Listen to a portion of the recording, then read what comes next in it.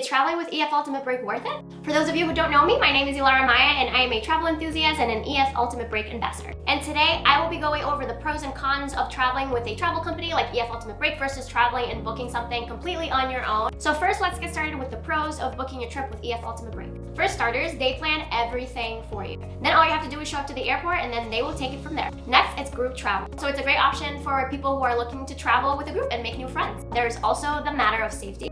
This is one of the safest options for solo travelers, especially girls who want to go and travel abroad by themselves but are scared of being completely alone in a foreign country. Also, you will get a tour director and a personal guide throughout your entire trip who will be there to guide you and educate you through the entire experience. They will handle city tours, transportation, and all the hassle of hotel check-ins, so you won't have to. And lastly, EF Ultimate Break does offer flexible payment options if you can't cover the entire cost of the trip all at once. Now for the cons of booking your trip with a travel company. For starters, you don't get to pick your own airline when you travel with EF. You can choose to opt out of this and book your own flights when you're going through the sign-up process for going on a trip with them, but just know that if you do choose to travel with EF, you will not get the option to choose which airline you fly with. Next, if you're the type of traveler who does not like planned itineraries, this is not for you. EF Tours already have pre-planned itineraries that you will most likely have to follow throughout the trip, but just keep in mind that of all the things that are on the itinerary, they are not mandatory. You are not obligated to attend them if you do not want to, but it is customary. A lot of the travelers do end up just following the entire planned itinerary most of the time.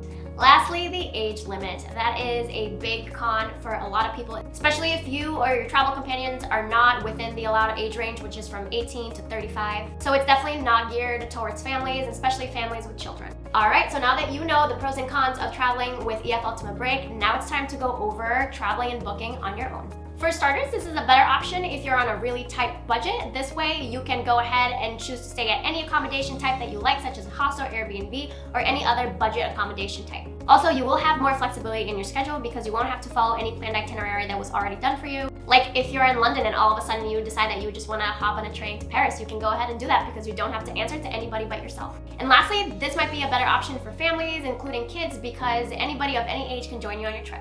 Now for the cons of booking on your own. I'm gonna go ahead and throw in the safety factor out there because that is the #1 reason why I started traveling with EF Ultimate Break in the first place. If you're a solo traveler, especially a girl, it is very difficult sometimes to feel completely safe while traveling on your own wherever you go. And traveling with EF just completely takes that fear away, and I can tell you from personal experience. Second, not all booking sites will give you the option for a flexible payment plan. Plus, you will more likely have separate bookings for your hotels, flights, and most likely transportation as well. Also, you may be more hesitant to go out of your shell and meet new people and make new friends while traveling abroad all on your own if you're an introvert like me. One of the other things that I was personally looking for when I booked my first trip with EF was the opportunity to go ahead and meet new people and make new travel friends, which honestly, I probably would have never done if I wasn't like put in that situation where I was just hanging out with complete strangers for like days at a time. So based on those pros and cons, is it worth it booking a trip with EF versus booking and traveling on your own? Personally, I think that all the pros outweigh the cons.